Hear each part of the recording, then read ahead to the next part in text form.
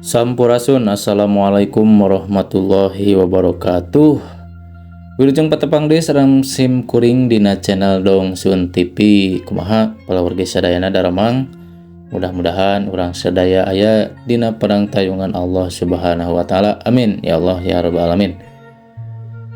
Nah, sahabat Dong Sun TV, dina waktu saena sim kuring gaduh hiji carios anu judulna Datangna Alatan di Ondang. Nah, ieu carios teh karya Kang Yadi Karyadipura anu parantos dimuat dina majalah Mangle edisi Puring Puringkak nomor 3007. Nah, hayu urang langsung wae kana cariosna nya. Sok geura siapkeun cikopina, siapkeun deueteunana, wilujeng ngadangukeun, wilujeng leleson. Datangna Alatan di Ondang.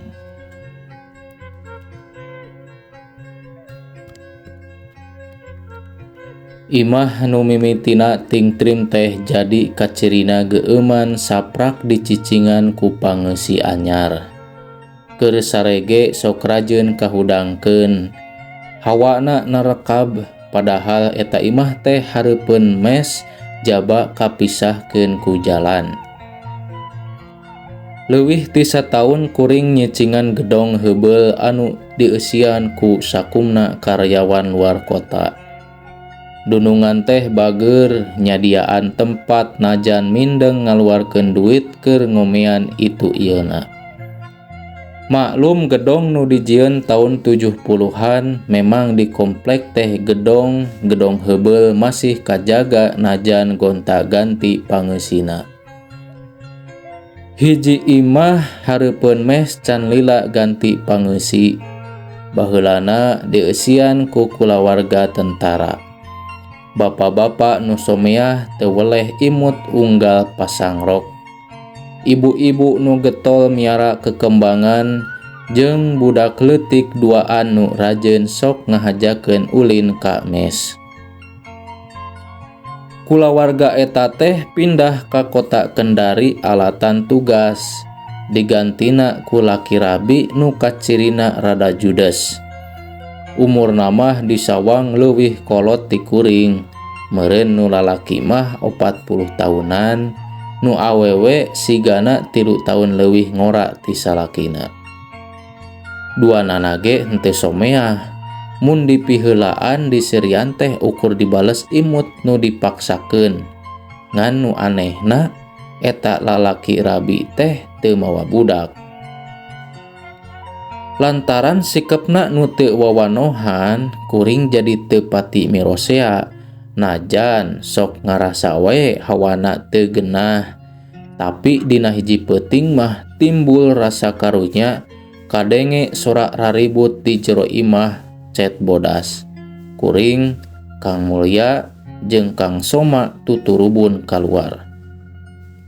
Nyingkah sia. Sora awewe ngajerit.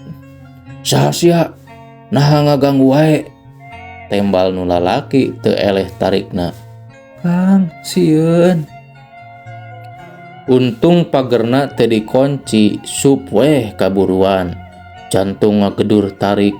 Sieun naon aya batur ieu. Ngabiri gidig karasa aya hawa tiis nyalecep kana kulit. Gusti mabek kieu bau bangke. Tulung. Duanana ngagorowok, plak-plak sorak lumpatna beuki ngadeuketan. Reg eureun laju mundur lalaunan. Brak. Panto dibuka ti jero, duanana ka tembong reuwas sabot pasangrok di luar jeung kuring tiluan. Ngarong heap sakedapan mah, laju nyalingker tukangan awak Kang Soma nu gendut. Nyumput di tukang, panona mencrong ka hareup. Kuring ge nurutan, kila-kila bakal aya nu bijil di jero imah anu poek. Jantung beuki ngagedur, mencrong ka jero imah, ngabeleg-beg nembongan, ngadeuketan beuki tembong wujudna. Gusti, awewe beungeutna ruksak boroboran getih, awakna nu kuru ngalayang ngadeuketan. Nyengkah sia. Kang Mulya maju 2 langkah bari ngebatkeun leungeun katuhuna. Manehna nyikik linu kadengena ge. Baju bodasna nu ngagapuy henteu napak jalan. Najan manehna ngalayang beuki ngaluhuran. Mumbul haseuk bodas pes ngahiang peperepetan lampu harurung. Peuting munggaran mondok di imah anyar teh kabeneran malam Jumat Kaliwon. Rina lilir maksud dek ka jamban, imahna ublug ablag, ti kamar ka jamban lumayan anggang. Wanoja pakulitan koneng-koneas teh ngarasa keung, beuki ngompot sabot ngadengi aya sora awewe di jero jamban. Saha? Gerentas Rina. Curiga lantaran salakina keur tibra. Nalika Rina deuk napelkeun ceulina kana panto jamban, reket panto muka sorangan. Astagfirullah.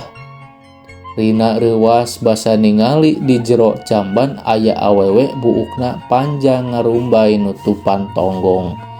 Rina sieun nataku basa eta awewe teh nembongkeun beungeutna nu ruksak panonna molotot.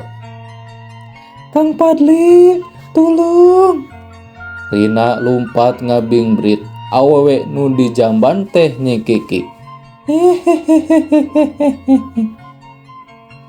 Kitu tah Kang dongengna mah, ceuk Padli laju nyuruput kopi. Eta nu kajadian peuting kamari, antukna mah Wanoh jeung tatangga anyar, ngaranna Rinda jeung Padli. Peuting ayeuna mah kuring Kang Mulya jeung Kang Soma nganjang ka imah tatangga, miharep bisa panggih deui jeung si awewe kajaden. Kawani gede pisan pedah aya Kang Mulya, lalaki tengah tuwuh alumni salah sahiji pasantren sohor di Tasikmalaya. Panggetolna ibadah di antara karyawan, bisaeun penca, hafal ubar herbal jeung loba pangalaman di dunia goib. Wanci ngagayuh ka tengah peuting. Dahareun nu disadiakeun ku tuan rumah teh beuki nyaatan. Kuring teluan ngorejat basa angin nu ngadalingding teh karasa beda. Teutepan Kang Mulya ge rada beda. Sigana mah si manehna bakal datang. Abdi ge muriding. Rina ngusapan pundukna. Teu lila kadenge sora awewe nyikikik, laju dituturkeun ku cerik balilihan. Rina jeung Padli nyalingker tukangan Kang Mulya.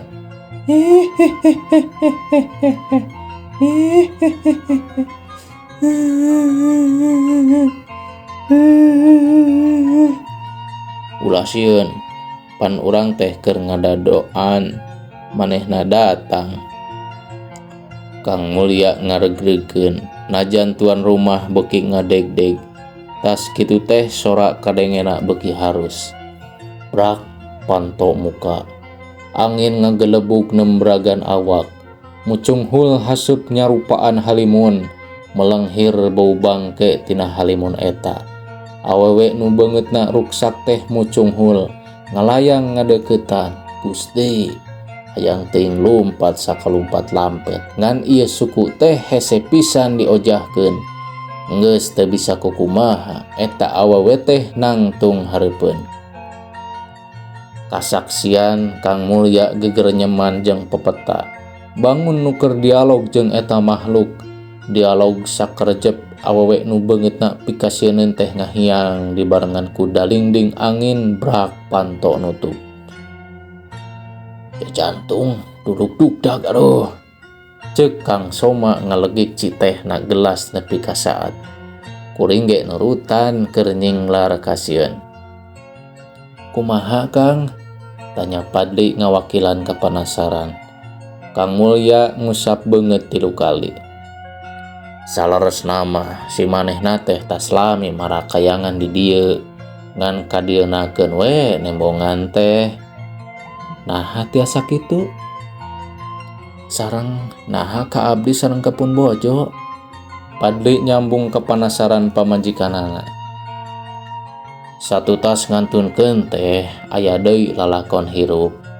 ngan satu tasna asup ke alam lain aya energi anu dimangpaatkeun ku jin. Tah eta da eta wanoja teh asbab mautna teh disantet, nyeri hate, ambek, hayang males pati. Eta energi negatif, energi beki ngagedean, pangpangna mah alatan teh rina. Ceuk Kang Mulya panona neuteub seukeut karina nu ngeluk tungkul, paromanana dilimpudan kasedih. Muhun saleresna mah ngalih ka dieu teh supados pun lanceuk tebih ti Yunita si pelakor. Abdi dudukun ngadelekaan ka awewe ateuh, rasakeun we kitu akibatna ngaganggu rumah tangga abdi.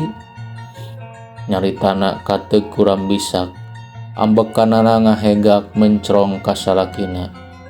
Ngan naha akang teh hayo we ngalongok, abdi teh timburu Kang. Tos teu katahan deui nya atos we pegatkeun podaran tah si ublag teh. Astagfirullah, istighfar kedal sakur nu ngadengekeun carita. Teh Rina cerik balilihan, cerik nu meh sarua jeung si manehna. Cerik nu nurihan hate teh malik deui. Malik jadi seuri nyikikik, sora seuri Teh Rina. Nyikikikna meh sarua jeung cikikik awewe nu tadi nembongan, nu beungeutna ruksa. Caeg sakitu pamirsa, ieu lalakon teh anu judulna Datangna Alatan di Ondang. Nyaeta aya sapasang hiji Kang Padli sareng Teh Rina nya anu ngeusian bumi anyar ieu teh jadi seueur bae aya we nu ngaganggu makhluk halus. Ternyata saatos di perancahan ku Kang Mulya ieu curig teh nyaeta anu tadina di santet kurina kusabab ngaganggu salakina nyaeta Kang Padli teh. Sakitu panginten pamirsa, hapunten bila aya kakirangan sareng kalepatanana nya ieu teh carios anu judulna Datangna Alatan di Ondang karya Kang Yadi Karyadipura. Hatur nuhun anu parantos satia manco dina channel Dongsun TV. Wilujeng tepang deui dina carios salajengna. Sampurasun. Wassalamualaikum warahmatullahi wabarakatuh.